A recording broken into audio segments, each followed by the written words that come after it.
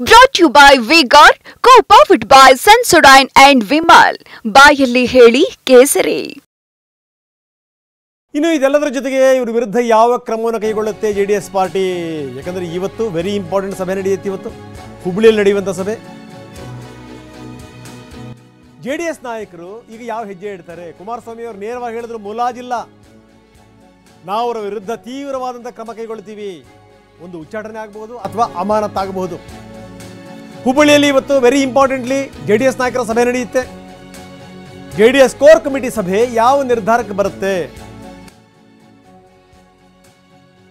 ಯಾಕಂದ್ರೆ ಪ್ರಜ್ವಲ್ ಮತ್ತೆ ರೇವಣ್ಣ ಇವರ ವಿರುದ್ಧವೂ ಕೂಡ, ಇವರಿಬ್ಬರ ವಿರುದ್ಧನೂ ಕೂಡ ಕ್ರಮ ಕೈಗೊಳ್ಳಬೇಕು ಅನ್ನುವಂಥ ಒತ್ತಡ ಜಾಸ್ತಿ ಆಗ್ತಾ ಇದೆ. ಹೀಗಾಗಿ ಜೆಡಿಎಸ್ ಶಾಸಕರುಗಳೇ ಈ ಪ್ರಶ್ನೆ ಎತ್ತಿರೋದ್ರಿಂದ ಇವತ್ತಿನ ಕೋರ್ ಕಮಿಟಿ ಸಭೆ ಬಹಳ ಮಹತ್ವವನ್ನು ಪಡ್ಕೊಂಡಿದೆ. ಟಿ ದೇವೇಗೌಡರು ಕೋರ್ ಕಮಿಟಿ ಸಭೆಯ ಅಧ್ಯಕ್ಷತೆ ವಹಿಸಿರ್ತಾರೆ. ಇವತ್ತು ಯಾವ ನಿರ್ಧಾರಕ್ಕೆ ಬರುತ್ತೆ ಕೋರ್ ಕಮಿಟಿ ಸಭೆ?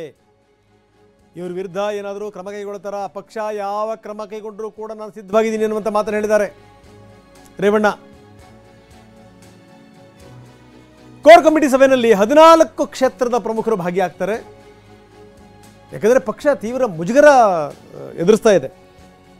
ಟಿ ದೇವೇಗೌಡರ ಅಧ್ಯಕ್ಷತೆಯಲ್ಲಿ ನಡೆಯುವಂಥ ಕೋರ್ ಕಮಿಟಿ ಸಭೆ.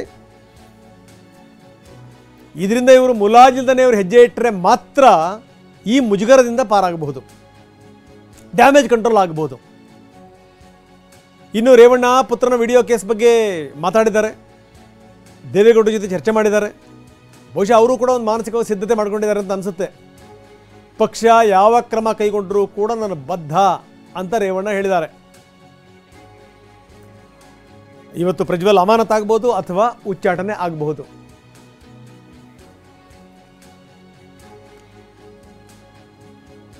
ಇನ್ನು ಕುಮಾರಸ್ವಾಮಿ ಮುಲಾಜಿಲ್ದನೆ ಹೇಳಿದರು, ನೋಡಿ ನೆಲದ ಕಾನೂನು ಏನು ಹೇಳುತ್ತೆ ಆ ಕಾನೂನಿನ ಪ್ರಕಾರ ಶಿಕ್ಷೆ ಆಗಲಿ, ಎಲ್ಲಿದ್ದರೂ ಹಿಡ್ಕೊಂಬರಲಿ, ಯಾರು ಬೇಡ ಅಂತಾರೆ ಅಂತ, ಇಲ್ಲಿ ನಾವು ರಕ್ಷಣೆ ಮಾಡುವಂಥ ಅಥವಾ ಸಮರ್ಥನೆ ಮಾಡ್ಕೊಳ್ಳುವಂಥ ಪ್ರಶ್ನೆನೇ ಇಲ್ಲ ಅನ್ನುವಂಥ ಮಾತನ್ನು ಹೇಳಿದರು. ಅದೇ ಮಾತನ್ನು ಈಗ ಪುನರುಚ್ಚರಿಸ್ತಾ ಇದ್ದಾರೆ ನಂಬರ್ 1.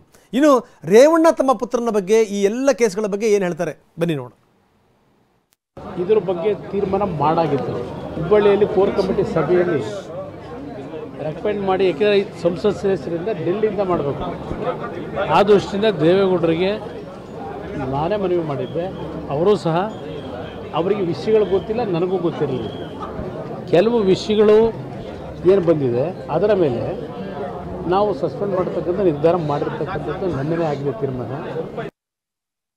ಎಲ್ಲ ಹೆದರಿ ಓಡೋಗನಲ್ಲ ನಾನು, ಗೊತ್ತಾಯ್ತೆ ಸರ್. ಇಲ್ಲೇ ಇದೀವಲ್ಲ, ಕಾನೂನು ರೀತಿ ಏನಿದೆ ಅದನ್ನು ಎದುರಿಸೋಕ್ಕೆ ಅವರು ಏನಿದೆ ಕಾನೂನು ರೀತಿ ಮಾಡಿ. ಯಾವುದೋ 4 ವರ್ಷ 5 ವರ್ಷದ್ದು ತಗೊಂಬಂದು ಕೇಸ್ ಹಾಕೋದಾದ್ರೆ ಯಾವ ಥರ ಐತೆ? ನಾನು ಅದ್ರ ಬಗ್ಗೆ ಏನು ರಿಯಾಕ್ಟ್ ಮಾಡಲ್ಲ. ಅವನು ಮಾಮೂಲಿ ಹೋಗ್ಬೇಕಾಯ್ತು, ಹೋಗಿದ್ದೇನೆ.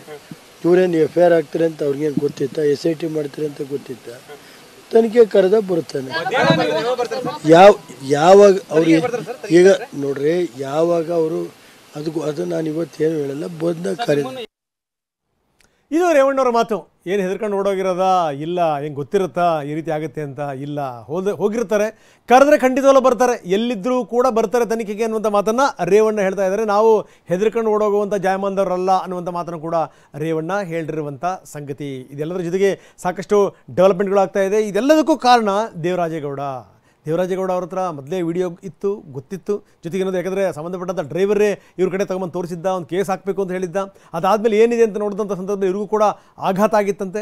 ಕೊನೆಗೆ ಇದು ನೋಡಿದಂಥ ಸಂದರ್ಭದಲ್ಲಿ ಯಾರ್ಯಾರಿಗೆ ಕೊಟ್ಟೆಪ್ಪ ಅಂತ ಹೇಳಿದಾಗ ಕಾಂಗ್ರೆಸ್ ನಾಯಕರಿಗೂ ಕೂಡ ಮುಟ್ಟಿಸಿದ್ದೀನಿ ಅನ್ನುವಂಥ ಮಾತನ್ನು ಖುದ್ದು ಡ್ರೈವರೇ ಹೇಳ್ದ ಅನ್ನುವಂಥ ಮಾತು. ಇದಕ್ಕೆ ಸಂಬಂಧಪಟ್ಟಂಗೆ ದೇವರಾಜೇಗೌಡರು ಮಾತಾಡಿದ್ದಾರೆ. ಏನು ಹೇಳ್ತಾರೆ ಬನ್ನಿ ನೋಡೋಣ.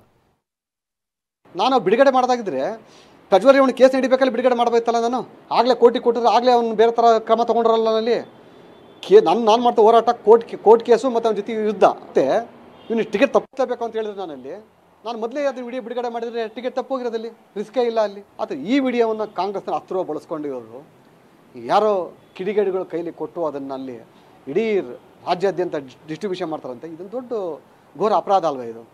ಅವರ ವೈಯಕ್ತಿಕ ವಿಡಿಯೋಗಳನ್ನು ಬಿಡುಗಡೆ ಮಾಡಿ ಇವ್ರಿಗೆ ಅಧಿಕಾರ ಕೊಟ್ಟಿದ್ದು ಯಾರು? ನಾನು ಬಿಡುಗಡೆ ಮಾಡೋದಾಗಿದ್ದರೆ ಪ್ರಜ್ವಲ್ ರೇವಣ್ಣ ಕೇಸ್ ನಡಿಬೇಕಲ್ಲಿ ಬಿಡುಗಡೆ ಮಾಡಬೇಕಲ್ಲ. ನಾನು ಆಗಲೇ ಕೋರ್ಟಿಗೆ ಕೊಟ್ಟರೆ ಆಗಲೇ ಅವ್ನು ಬೇರೆ ಥರ ಕ್ರಮ ತೊಗೊಂಡ್ರಲ್ಲ. ಅಲ್ಲಿ ನಾನು ಮಾಡ್ತಾ ಹೋರಾಟ ಕೋರ್ಟ್ ಕೇಸು ಮತ್ತು ಅವನ ಜೊತೆ ಯುದ್ಧ. ಮತ್ತು ಇವನು ಟಿಕೆಟ್ ತಪ್ಪಬೇಕು ಅಂತ ಹೇಳಿದ್ರೆ ಇದೇ ಪ್ರಜ್ವಲ್ ರೇವಣ್ಣ ಅವರು ಒಂದು ಪೆನ್ ಡ್ರೈವ್ ಅಂದರೆ ಒಂದು ನೀಲಿ ಚಿತ್ರಗಳ ಮೇಲೆ ಒಂದು ಸ್ಟೇ ತೊಗೊಂಡವ್ರೆ ಅವಾಗೆಲ್ಲ ಇಲ್ಲಿ ವಯಸ್ಸು ಸುಟ್ಟು ಇಲ್ಲಿ ಹಾಕಿ ಇಲ್ಲಿ ಬೆಂಗಳೂರಿನಲ್ಲಿ ಹಾಕ್ಬಿಟ್ಟು ಒಂದು ಪರ್ಮನೆಂಟ್ ಇಂಜೆಕ್ಷನ್ ಆಡೋ ತೊಗೊಂಡ್ರೆ ಯಾರು ರೆಸ್ಪಾಂಡೆಂಟ್ ಯಾರು ಮಾಡಿದ್ರೆ ಆಲ್ ಮೀಡಿಯಾದವರು ಪ್ರಿಂಟ್ ಮೀಡಿಯಾ ಎಲೆಕ್ಟ್ರಾನಿಕ್ ಮೀಡಿಯಾ ನಿಮ್ಮ ಚಾನಲ್ ಕೂಡ ಇದೆ ಅಲ್ಲಿ TV9 ಕೂಡ ಇದೆ ಅಲ್ಲಿ ಎಲ್ಲ ಚಾನಲ್ನ ಪಾರ್ಟಿ ಮಾಡಿ ಅವರು ಇಂಜೆಕ್ಷನ್ ಆಡೋ ತೊಗೊಂಡವ್ರು ಇಲ್ಲಿ.